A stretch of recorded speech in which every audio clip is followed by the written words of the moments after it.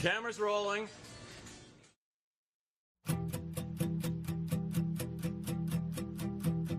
Baby, I'm too young to know any better, but I guess I'm just too old to care. I'm waiting on the morning light to clear the air. Now the sky is hung with regret, letting go that you pay black. All the silence that keep me coming back. I'm the one that you hated. You know, the one you didn't want to believe. The one that you hated. Take a look at me now. I'm the mess you created. The one that you hated.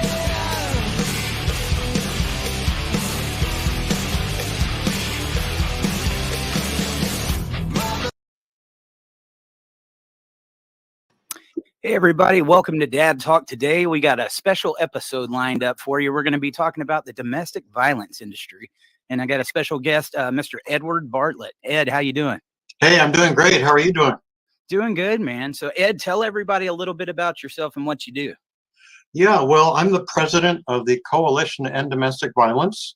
We're based in the Washington, D.C. area. We're a policy organization, so we're trying to fix the broken domestic violence laws.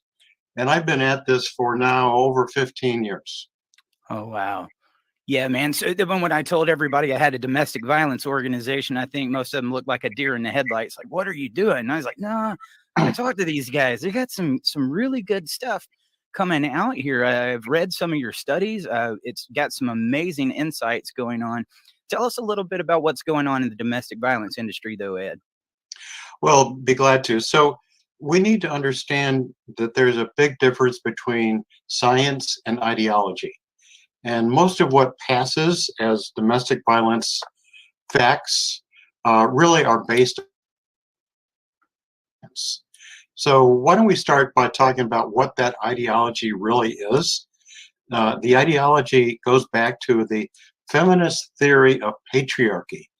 And if you haven't, if you're not real familiar with that, what patriarchy means is that it's a system of society in which men hold the power and women are largely excluded from it.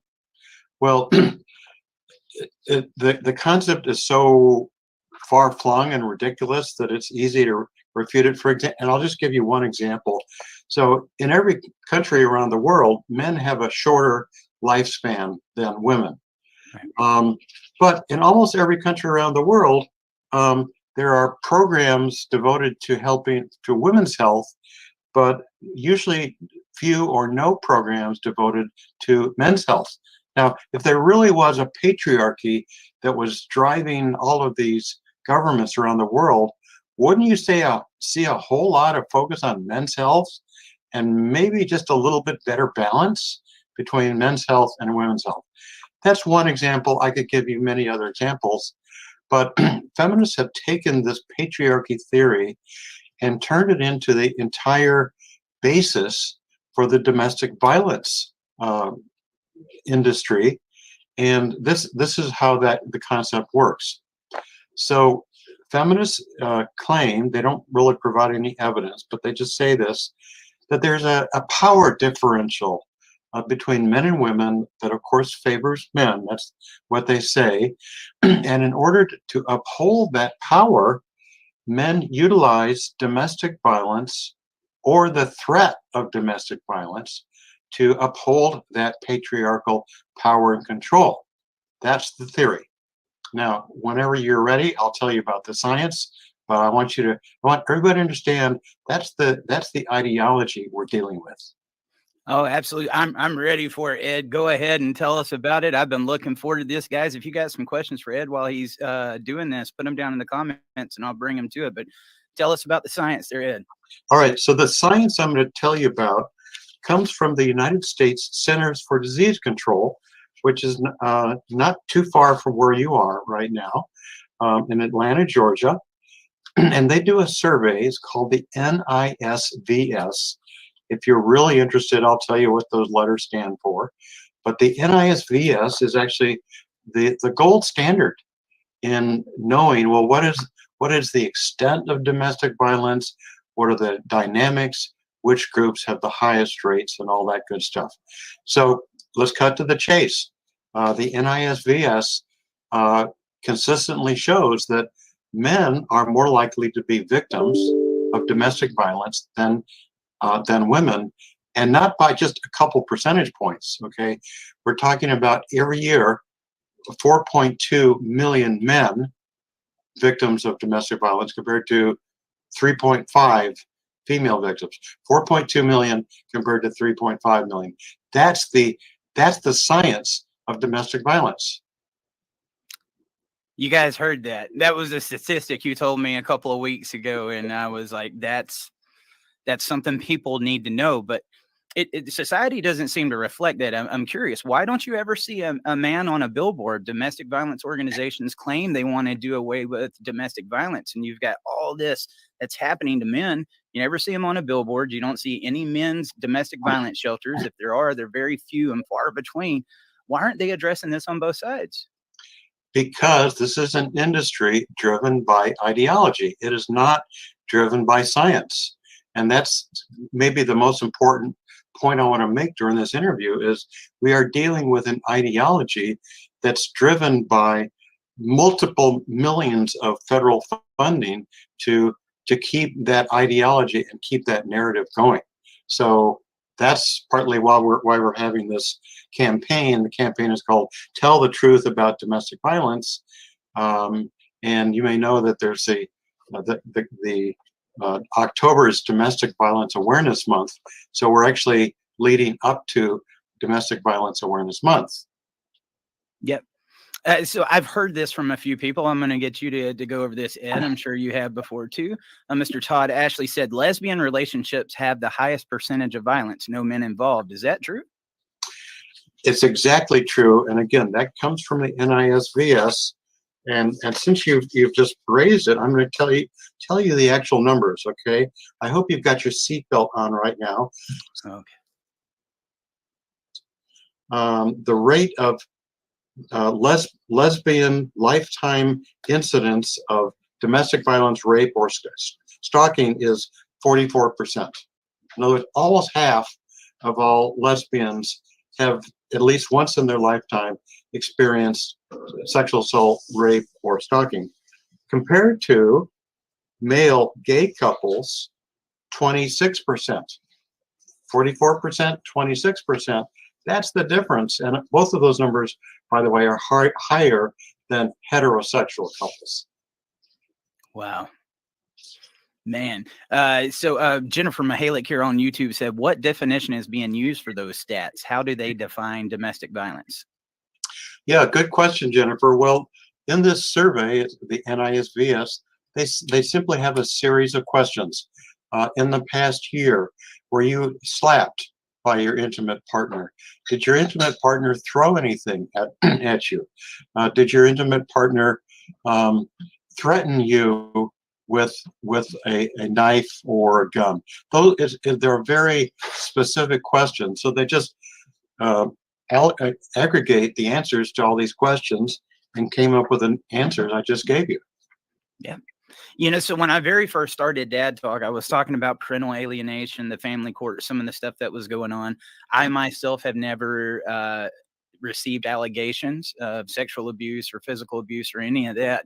So when somebody would bring it up to me, I kind of went in the other direction, not because I didn't want to help them, but because I never want to be seen. You know, there's always two sides to every story. I don't ever want to be seen as helping out somebody that's done something like this. Right. I started getting my inbox flooded with these guys that was telling me they was going through these false allegations. And I said, at some point, I've got to do something about this, because if I was going through that, I'd want somebody to help me as well. And this is just completely out of hand. I hear of tons of them every day.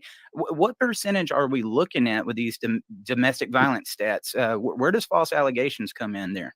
Yeah, that's a great question. So actually a survey was done just a few months ago. It was done by a group called YouGov, and YouGov is sort of one of the leading public opinion poll companies in the country. And again, I hope you've got your seatbelt on. I'm going to tell you the actual rate. So 11% of all men, of all American men, said they had been falsely accused of domestic violence, sexual assault, or child abuse. So 11% of men, we're talking about, we're over 10 million American men have been falsely accused. That's a lot of people.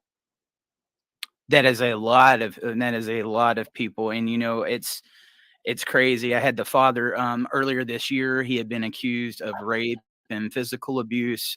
He was completely exonerated. They had video to show you didn't do any of the things he was accused of. When he went to pick up his children in the parking lot, he was shot and killed by his ex-father-in-law. And it just goes to show you just how bad these allegations and how ugly this can get. I'm curious though, with family court and these false allegations, how they are just completely going out. How do you think family court is attached to the domestic violence industry? Well, we have to think of the domestic violence establishment as an octopus, and that octopus has extended its tentacles into almost every segment of our society.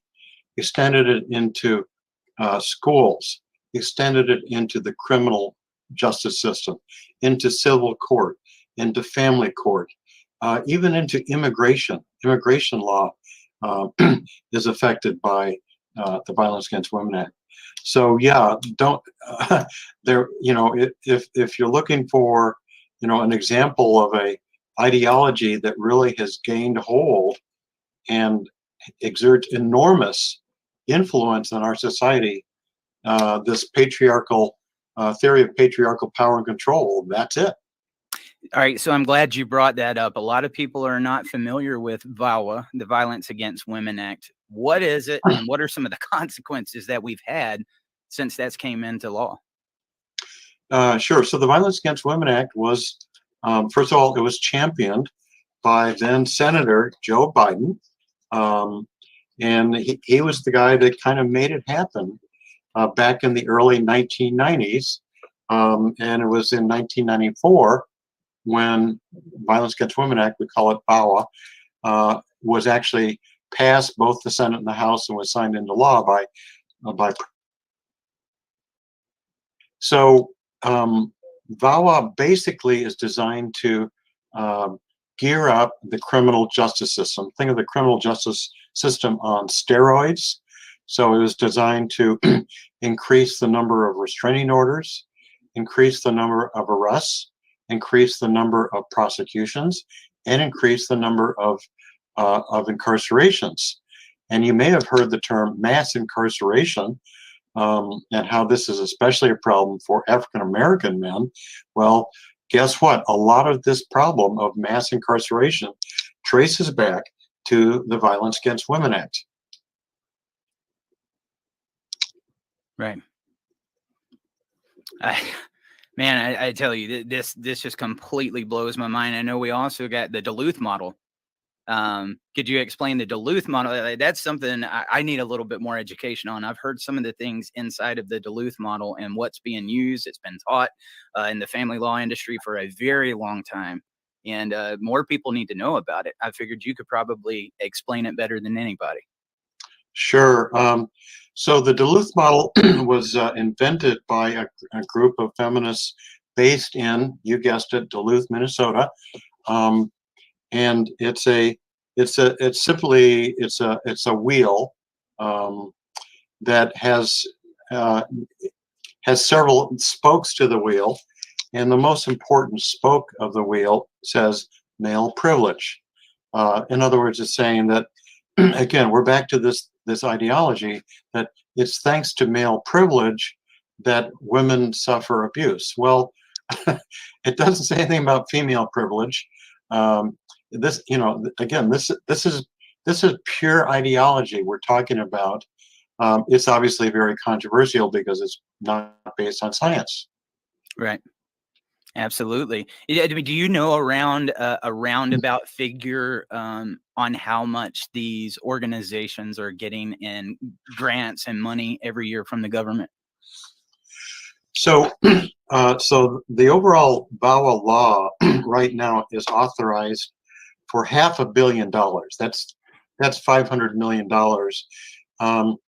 It keeps going up, a little bit, a million here, a million there.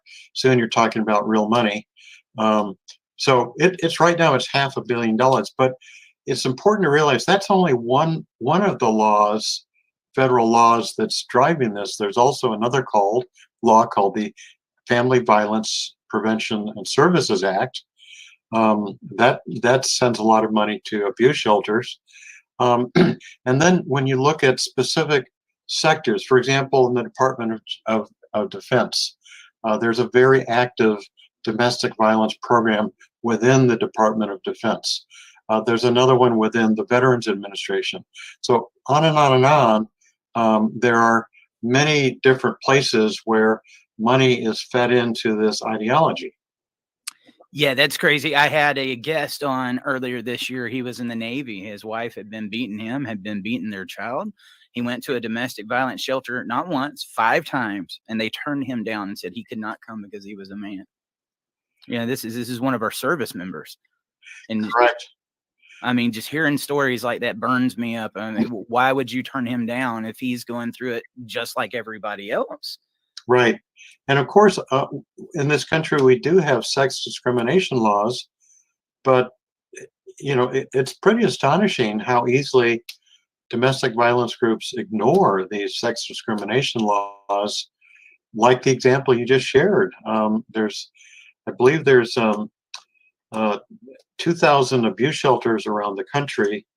Maybe that's a little bit high, but the point is, out of all of the abuse shelters, only 2 of them that I know of serve male victims, as a person who's actually allowed to go inside of the shelter.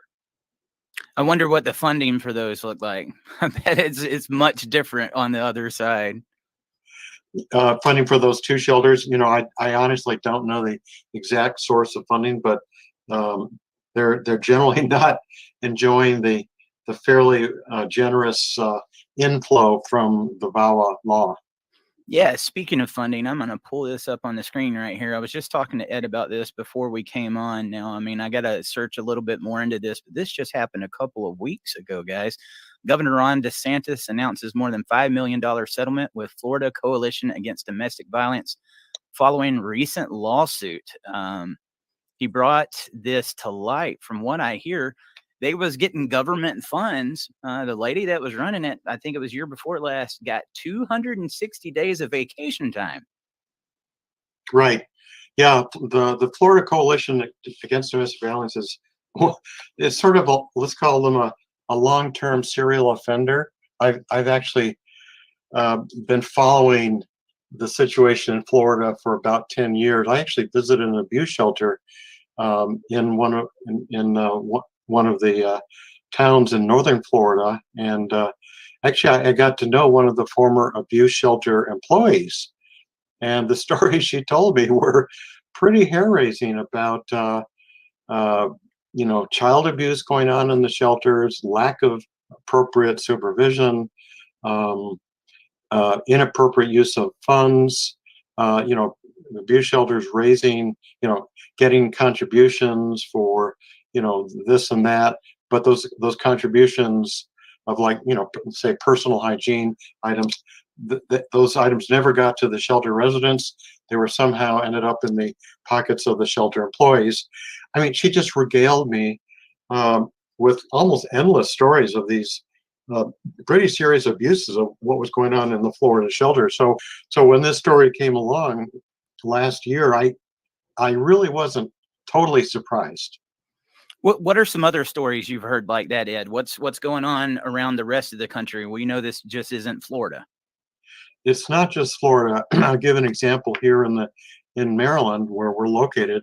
There was an abuse shelter in Prince George's County that had plenty of funding, government funding, but it was so poorly managed that there were literally mice running around in the shelter, and it was so unhygienic that the residents of the shelter began to complain to the Washington Post, and they actually closed down the shelter because it really was such a disaster zone for people to stay. the the Department of Justice actually does audits of VAWA grantees to make sure they're using the money the way it's supposed to, and it's done by the Office of the Inspector General. And every few months there's another report of a like there was one I just read recently of a bookkeeper of a abuse shelter, I believe in Minnesota, who was pilfering the funds and embezzling the funds, and so she was prosecuted by the Department of Justice and found guilty. So those stories happen a lot more than you would kind of suspect. In your opinion, do you think one of the reasons that they're not showing how much this happens to men is they're afraid of losing some of that funding? Well, I think it's less financial and more ideological. You know, I mean, remember, this Okay. ideology is so powerful, and let's be honest, it's so irrational. So, I mean, for example, they don't even define what patriarchy is. Um, so, much less do they give any evidence that it really exists. But it's a visceral ideology that is driven, you know, by fear, by emotion. And we also need to be honest, it's driven by male chivalry. There are many male lawmakers who basically buy into the ideology because of chivalry. And I don't think we can pretend that's not happening. Oh no, that's one of the things I tell guys all the time, even with this show and the problems that a lot of these men are going through. You'd be shocked.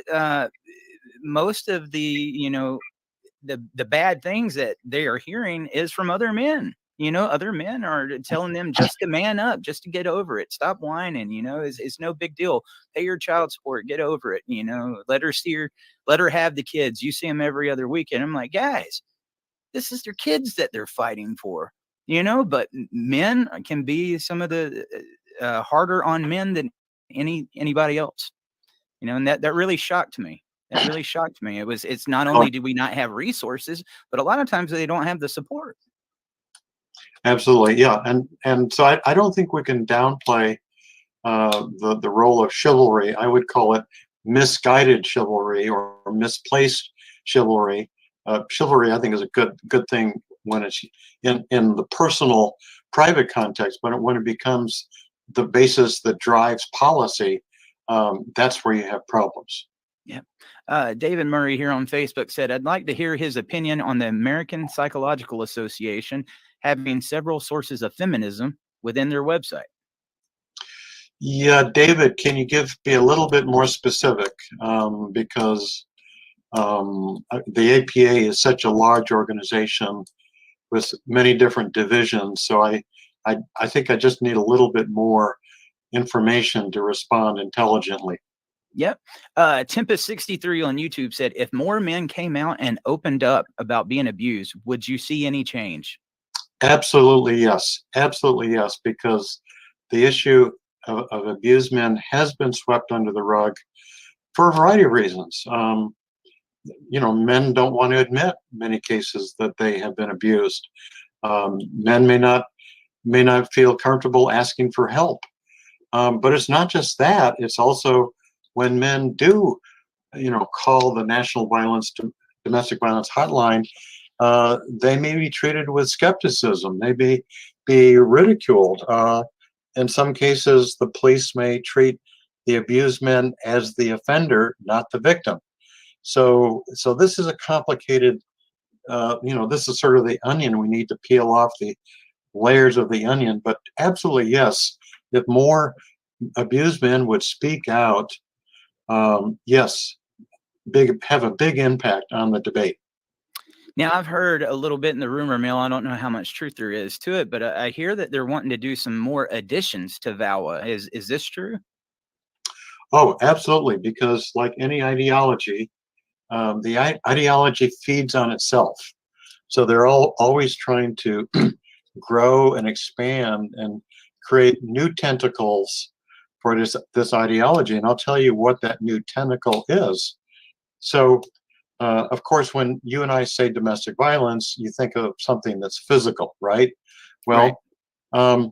So, but let's go back again to the ideology. It's about power and control. So now now the idea is to, it's called coercive control laws. And the idea is to say that anytime a person exerts any kind of influence like psychological abuse, emotional abuse, financial abuse, technological abuse, that people are actually trying to turn that into a legal offense. That's already happened in Connecticut, California, and Hawaii. So they're trying to do that at the federal level. That's exactly what I described to you: emotional, psychological, financial, technological. Those terms are now in the VAWA bill that was approved in the House of Representatives in March. Now we are fighting like the Dickens to stop that from happening in anything in the Senate. Knock on wood, I'm hopeful it will be successful. How is that coming along? Are you getting much support while you're fighting that? Well, yes, it tends to be sort of sub rosa.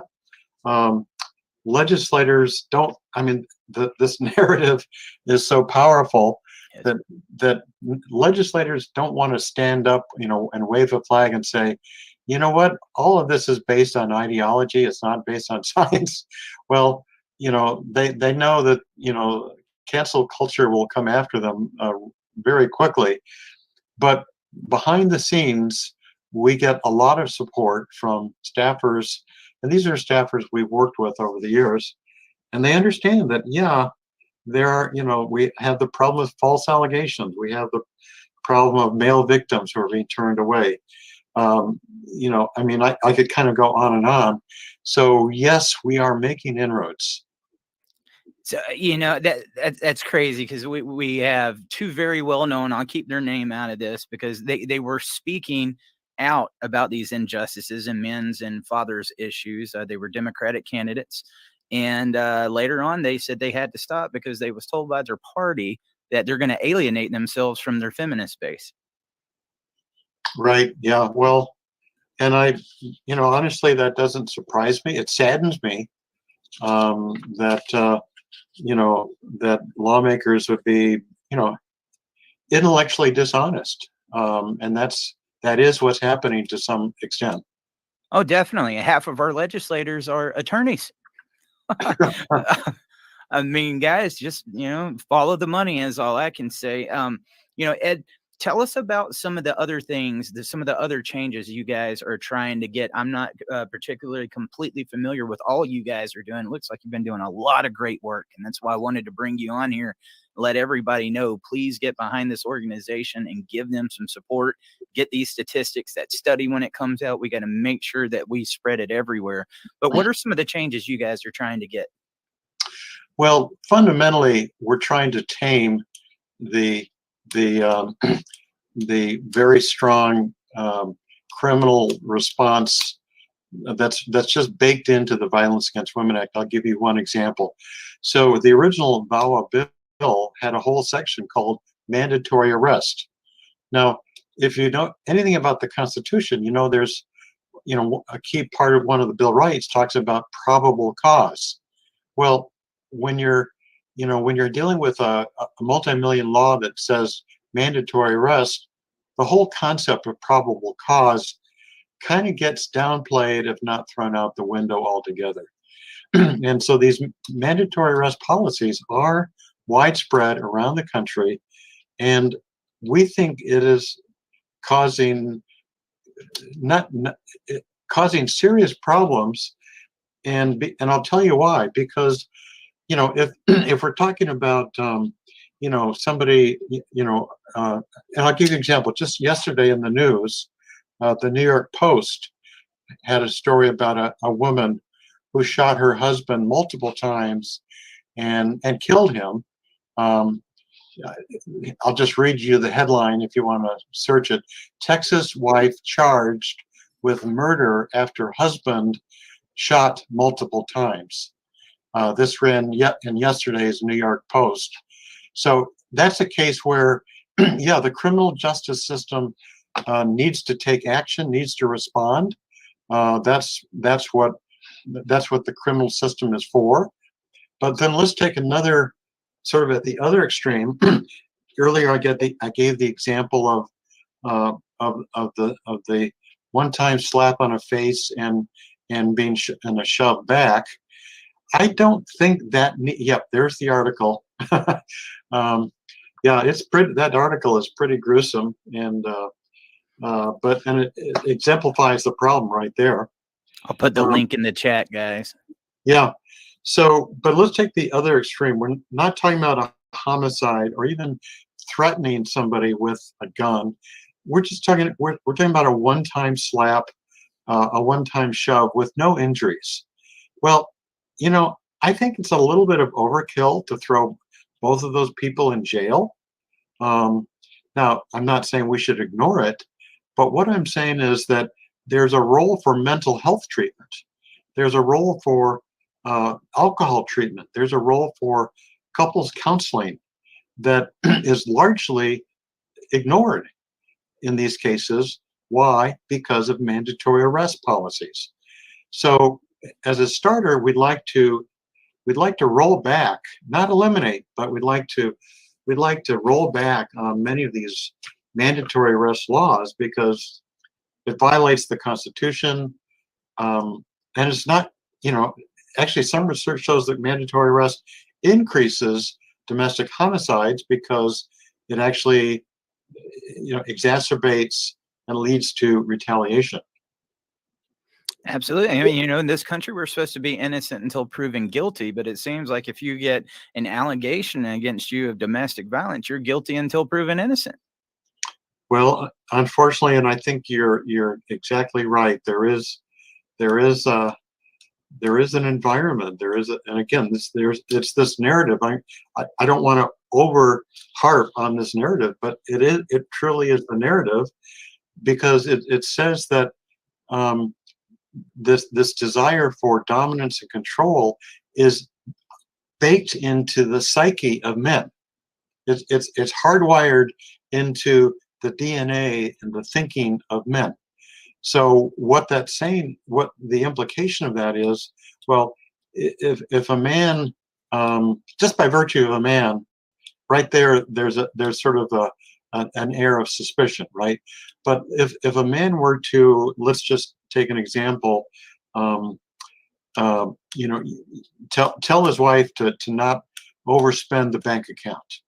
Well, believe it or not, many in the domestic violence field will say, "Oh, that's financial abuse." Right. To not just say that, right? Well, all right, but here's again, if a man does that once, that means that he does have these quote patriarchal impulses, and so he's likely to escalate his abusive tendencies to the point of a brutal or horrendous outcome. Well, there's just no science in that, and we would never say a woman who uses the silence treatment, and the silence treatment, of course, is a form of psychological abuse. We would never say, well, that woman who resorted to the silence treatment, she's a budding abuser, or she's likely to come back tomorrow with a shotgun and kill her husband. We would never say that. That's crazy. But that is the logic behind in the domestic violence establishment. Ed, you're using something that I probably use like every show that I'm on. I've tried to beat this into the guys' heads, and I say that in a not a literal sense. No pun intended. About domestic right? violence. No pun All intended. Right. Okay. All right. But you talk about the narrative. There's so many people that are focused on changing the laws, and I've said time and time again, guys, until we change the narratives, we've got an uphill battle with changing these laws. This narrative is so deadly, and I get a lot of flack sometimes for talking about some of the gender bias that goes on not only in family court but in the domestic violence industry.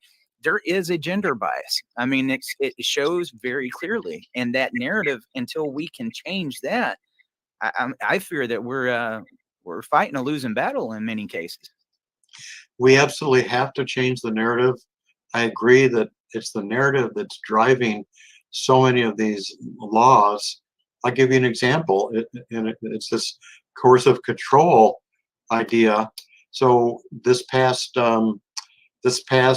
fall, they were lobbying in Connecticut to pass a coercive control law, and to justify it, they would only say it was men who were engaging in coercive control. Whereas, again, we're going back to the CDC and back to the science. It's more often it's women who engage in coercive control. And let me actually give you the numbers here. So this is every year. There's 17.3 million male victims of coercive control. 17.3. Only 12.7 female victims of coercive control. That's almost a 50% greater rate of coercive control by females than males. But in this big campaign they had in Connecticut this past fall, nary a word about coercive control when women use it. What are some of your ideas that we could do to change that narrative? Us as a collective group that watched this show that really wants to see the system change. What would be some of your suggestions? Well, sure. Well, so coming up in October, it's called Domestic Violence Awareness Month. It's held every year, and it's an opportunity to get word out. So we are going to, and when I say we've created a coalition of over 10 different individuals and groups, and not just in the United States, in other countries as well, who will be, during the month of October, we'll be doing everything in our power to share the truth, the scientific truth of domestic violence. One of the ways we're going to do it is we have a new report coming out. It's called 30 Years of Domestic Violence, Half-Truths, Misrepresentations, and Lies. So the report will be coming out September the 20th. How accepted do you think that's going to be by the people that don't want to hear it? Well, I think we need to realize that the winds of change are on our side right now. And I'm going to give you one example. So I mentioned earlier about the mandatory arrest policies and how really bad they are, and dysfunctional. Well, it's not just us that are saying that. Last summer, a group of 46 state domestic violence coalitions actually signed a statement. It was called a Moment of Truth. Moment of Truth. You can search for it on the website. Okay. Truth document. It's almost a confession that we realize that mandatory arrest and this overemphasis on prosecution has not worked, has failed us, especially in low-income communities, partly because the true victims never have stopped calling the police because they don't want their partner to be arrested. They want the abuse to stop, but they don't want their partner to be arrested. So in lower income communities, the victims don't call police anymore. And that realization is coming through. What's the difference in the low income versus the upper class? Like, how much more is this happening? It is higher in the lower income. Don't pin me down for numbers, but it is higher rates of domestic violence in lower income. It's not an issue of racial differences. It's a matter of income differences. And another very interesting fact is that people who are undergoing a divorce, separation and divorce, their risk of domestic violence is actually quite high. Yeah. Where people who are in a stable married relationship have domestic violence rates that are close to zero. So of course the irony here is domestic violence. The domestic violence ideology says that marriage is inherently oppressive to women, obviously because it involves a union with a man, and that somehow so through various ways they work to undermine stable marriages. Well, stable marriages, that's the safest place for a man or a woman to be in terms of not avoiding domestic violence. Right. Yeah, I There- was going to ask you about that. When I was reading that study by YouGov, it definitely said most of the time this happens in a child custody dispute. So I mean, it's definitely tied right there together with the family law. You know? it's closely linked to it. I'm sure you've heard of parental alienation, Oh and yeah. and part of this, this is yet another tentacle is to say that you know a divorce, a couple divorces, they have one or two children, and let's say the mother wants to sort of win the alliance, the allegiance of the children. So she may engage in what's called parental alienation, saying things like, "Oh, well, your daddy doesn't love you," or things like that. So, so of course that's child abuse. I mean, there's no Absolutely. that is child abuse. But so the strategy that feminists use is to say, "Oh, no, that's not child abuse. That's the father was so abusive to his kids that they don't want to talk to him anymore." Well, sorry, that's hogwash, but that's how the ideology works and how they're trying to infiltrate the family court system.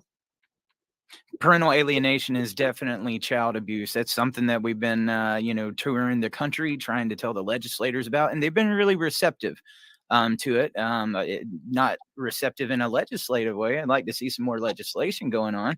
But one thing I think we can make some headway with, Ed, earlier this year, we was in Iowa. They let us set up in the middle of the Capitol, interview the reps and the senators.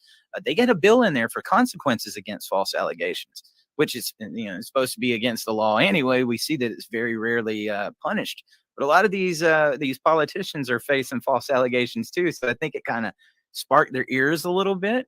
And I've been to a lot of the capitals and told people about this bill, and they would like to copy it. I think that would help. What about you?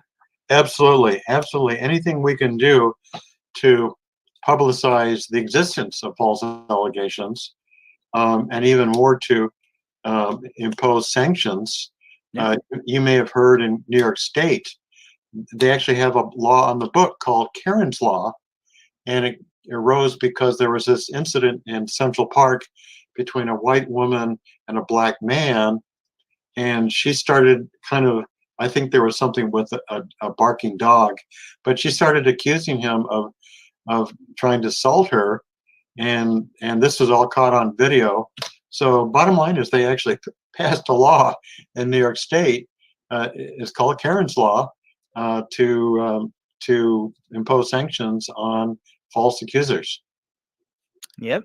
We should have had him a long time ago. So David's actually got a pretty good question right here. He said, is there anything with domestic violence that is tied in with how CPS responds that you know about? CPS is becoming a more growing concern every single day. I'm hearing from these parents. And I'm curious, have you seen any ties with CPS in the domestic violence industry?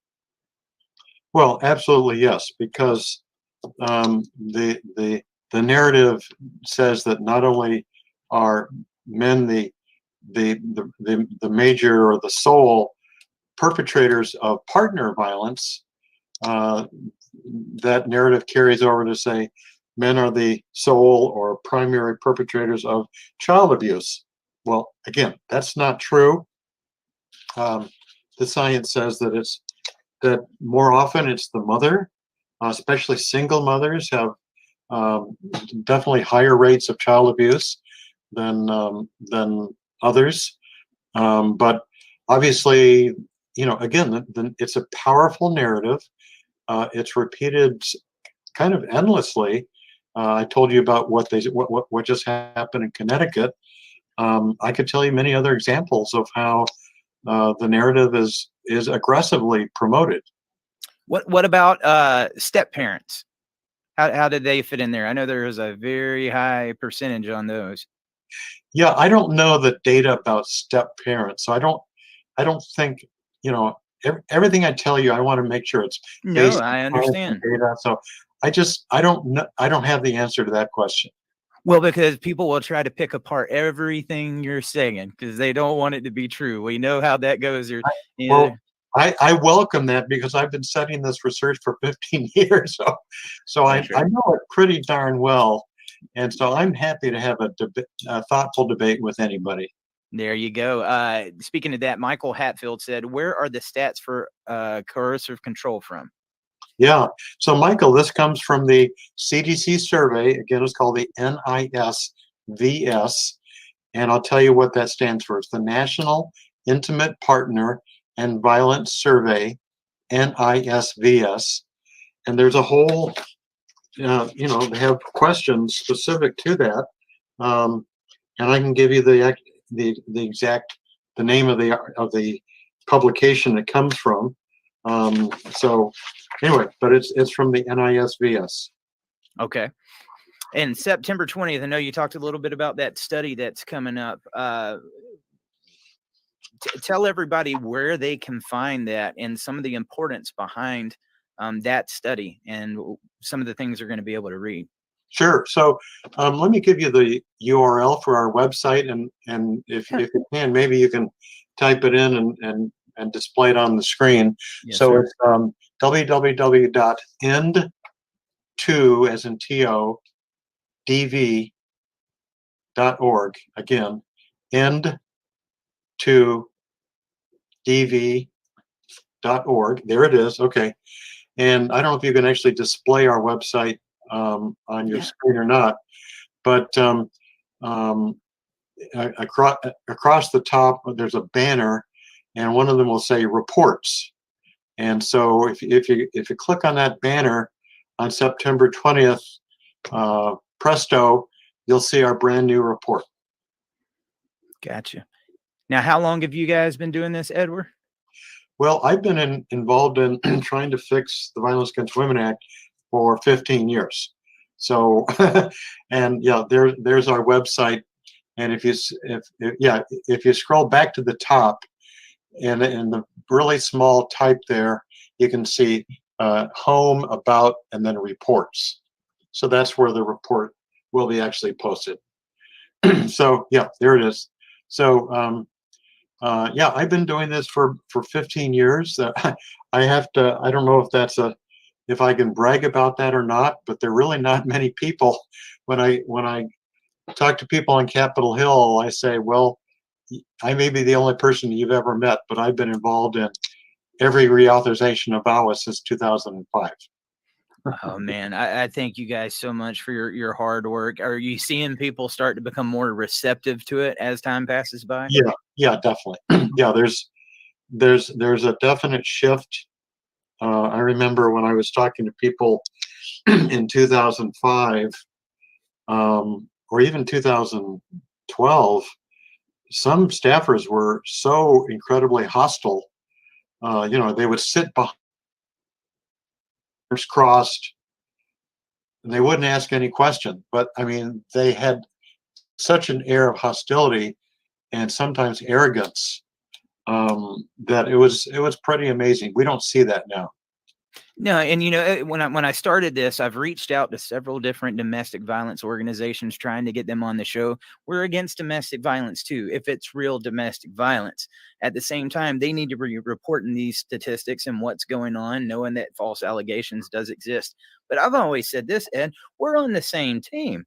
The people that are making these false allegations and these false claims are the ones that's taken away the credibility for the actual victims. Nobody believes him anymore. It's like the boy who cried wolf. Absolutely, absolutely. So, yeah, and that message is also sinking in gradually, but slowly but surely on Capitol Hill. So that's why your program is so very important to get this message out. And my encouragement and suggestion to your listeners is, don't hesitate to speak out on these issues, whether it's posting comments on Facebook or Twitter, or testifying at the state legislature. It's just so important that we kind of get out of our shells and make the truth known. That's right. You know, when you got these studies that are coming up, any of the statistics that's coming up, please let us know. You know, that's where you guys do what you do and you're the best at it. We'll be here to report it. That's what we want to do with our show. And I am so glad I found you.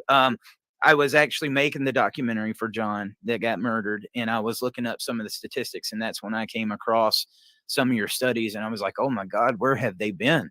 Like, I need to talk to these guys. And I mean, it was refreshing because you usually see the exact opposite. And I knew when I was reading, I was like, we've got some substance here.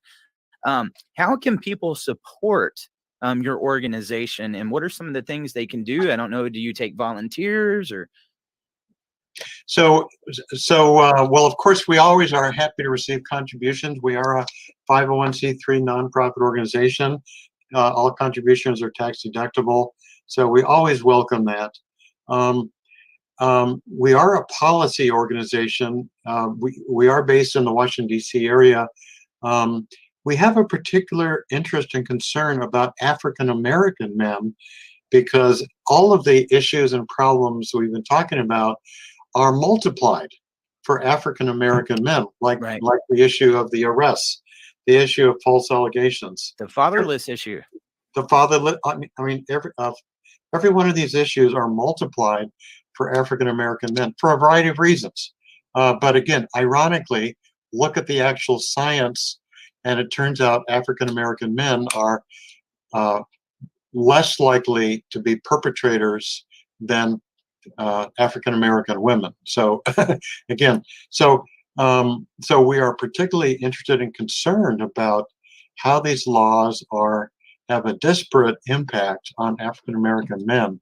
So if any of your listeners have that as a particular interest, we are actually going to be very active on that front during the upcoming year, and be happy to hear from you. Definitely, guys, get out there and make sure you support intodv.org. Ed, I cannot thank you enough for the very important work that you guys are doing. And you can believe I will be pushing it as hard as I can on my end. You know, I know there's a lot of hard work that goes into that. And guys, you know, we've got to change this narrative. I mean, it goes back to that narrative. Until that narrative is changed, we're kind of a hamster running on a wheel, because that narrative is so strong. It is so strong. I got people sometimes, you know, if we do a lot of these political conferences and we do a lot of these shows, they'll walk by and they'll see Dad on there, like, Dad, and they'll just start chuckling to themselves. And I'm like, that's not a laughing matter. You know, the fatherless issue that we're facing, especially in the African American households, it's getting out of hand. I think it's right around the mid 70s. I believe that's correct. It is just, it's an absolute travesty. It's a, you know, there's, you know, I'm searching for the right word, and it's hard to find the right word, because, you know, when you remove the father from the family, you're removing, you know, I mean, that person is just as important as the mother for family stability, for child rearing, on track and on course. And if you don't think that's true, go to the low income communities in your neighborhood or in your state, and you'll notice right away the men are not with their children or with their wives. They're standing on a street corner, and that right there speaks volumes to the travesty that's been visited upon African American men. Yeah, 100%. Ed, thank you so much. If you would stick around, I want to holler at you real quick when the show is over. But guys, September 20th, make sure to get out there and read that study. And any way we can help you, please let us know. Hey everybody, Eric Carroll here. Thank you for tuning in to another exciting episode of Dad Talk Today. While we fight for you, we would ask for you to please help fight for us. Like, subscribe to our channel, and ring that bell so you get notifications every time we go live. There's also Super Chats, patreon.com/dadtalktoday, and other ways you can support our channel.